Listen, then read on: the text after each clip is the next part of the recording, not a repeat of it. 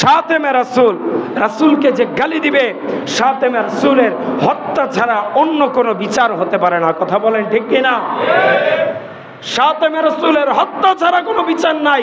মান সাব্বা নাবিয়ান ফাকতুলু, যে আমার নবীকে গালি দিবে তাকে অবশ্যই অবশ্যই ফাঁসির কাঠগড়ায় ঝুলাতে হবে। কথা বলেন ঠিক কিনা?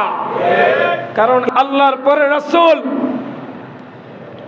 আল্লাহকে মেনেছি, দ্বিতীয় নম্বরে এই রাসূলকে সাক্ষ্য দিয়েছি, লা ইলাহা ইল্লাল্লাহর সাক্ষ্য দিয়েছেন, আল্লাহর একত্ববাদের বিশ্বাস আপনার মধ্যে নিয়েছেন, কিন্তু মুহাম্মদ সাল্লাল্লাহু আলাইহি ওয়াসাল্লামকে রাসূল বলে আপনি আমি মানি নাই, আপনার আমার ঈমান পরিপূর্ণ হয়।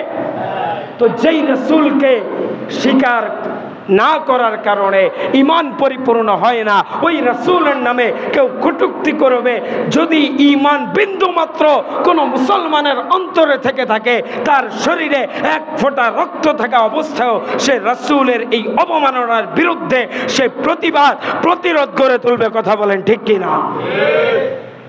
আজকে শিখেন, ওই ভারতের মুসলমানের পক্ষ থেকে শিখেন, তারা রাসূলের অবমাননা সহ্য করতে না পেরে এক পুরোহিত, সে রাসূলের নামে অবমাননা করেছে, আবার এই পুরোহিতের কথার সাথে বর্তমান ভারতের যেই রাষ্ট্রপ্রধান আছে, ওই সরকারি দলের কোনো এক মন্ত্রী অথবা কোনো এক রাজ্যের এমপি, সে এটাকে সমর্থন করেছে, যার কারণে ভারতের প্রত্যেকটা মুসলিমের গায়ে আগুন ধরে গিয়েছে।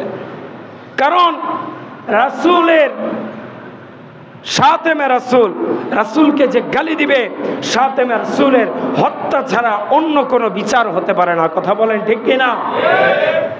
শাতেমে রাসূলের হত্যা ছাড়া কোনো বিচার নাই।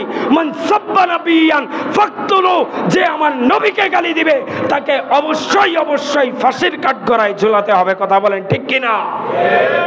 কিন্তু আজও পর্যন্ত আমরা দেখেছি এই বাংলার জমিনে যত জায়গায় নবীর বিরুদ্ধে কথা বলে তাদের ব্যাপারে কোনো ব্যবস্থা নেওয়া হয় না, কিন্তু নবীর বিরুদ্ধে যারা অবমাননা করেছে তাদের বিরুদ্ধে যখন ঈমান জাগানিয়া মুসলমানরা, তৌহিদি জনতা যখন জাগরণ তোলে, যখন তারা জেগে ওঠে, তখন আমাদের প্রশাসক ভাইয়েরা তাদের উপর চড়াও হয়ে যায়। কথা বলেন ঠিক কিনা? এরকম ঘটনা আমার এই বাংলার জমিনে বহুত ঘটেছে। সেই 2013 সালে আপনি যদি বলেন, ওই যে হেফাজতে ইসলামের যেই আন্দোলন হলো, এই শাপলা চত্বরের যেই দাবিগুলো ছিল, এর দাবিগুলার মধ্যে প্রধান একটা দাবি ছিল শাতেমে রাসূলের ব্যাপারে একদম কঠিন থেকে কঠিন শাস্তির ব্যবস্থা করতে হবে। এটা একটা প্রধান দাবি ছিল, কিন্তু কোথায় গেল সেই দাবি পূরণ? 95% মুসলমানের দেশে বাস করি আমরা।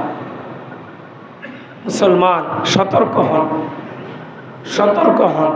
আমরা আমাদের দেশে থেকে আমার নবীর বিরুদ্ধে কেউ গালি দেয়, আমি আপনি কিছুই করতে পারি না। লজ্জা থাকা উচিত, মিয়া নিজের মধ্যে লজ্জা থাকা উচিত। মুসলমান হিসাবে আমার আপনার লজ্জিত হওয়া উচিত।